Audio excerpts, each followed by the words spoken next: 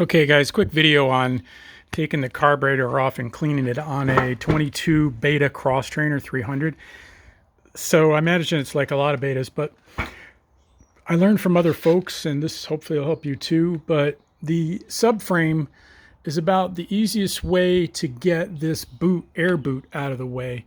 So I took out these lower subframe bolts and I loosened the upper ones.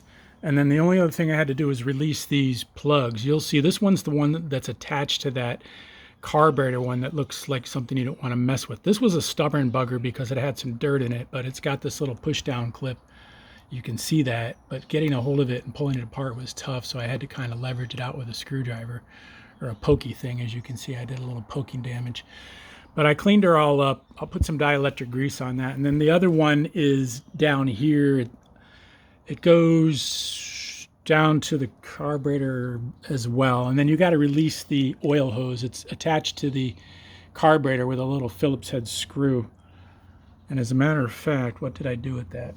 Oh, well, I see it. And then the slide I took out and just wrapped it in a paper towel. The slide you'll see when you're, oh, here's the other half of that thing.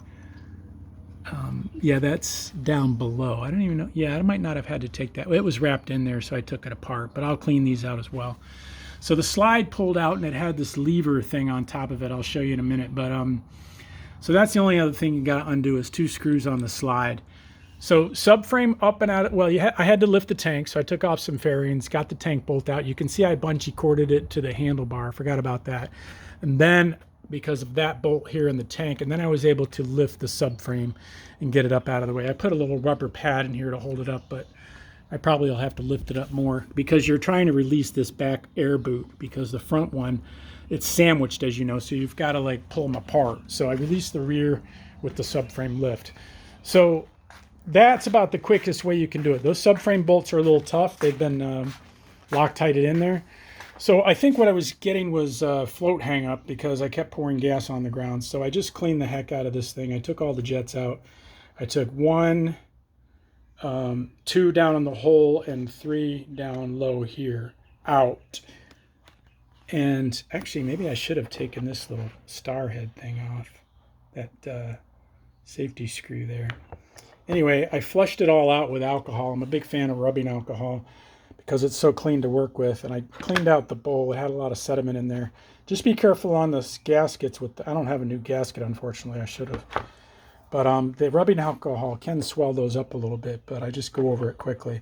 This is that stubborn plug that I had to clean out. It was jammed full of dirt, so I flushed it with alcohol and WD-40 at first. So I'll clean that up. The slide went in here, obviously, and there's that ratchety thing that was on top of it. So you got to lift that up, put the slide in, and drop it back down in there. Looks like I got some grit in here still. Yeah, I'll have to flush that a little bit more with alcohol. So I soaked my jets in a little cap full of alcohol, and then I cleaned them out with my little pipe cleaners or whatever you want, welding tip cleaners. I didn't go crazy, but the one super fine one went through the smallest jet. So that's about it. I just took pictures, made sure I knew where all my hoses were, these drain hoses and everything. But now the float does work freely. It must have had a little gunk in there.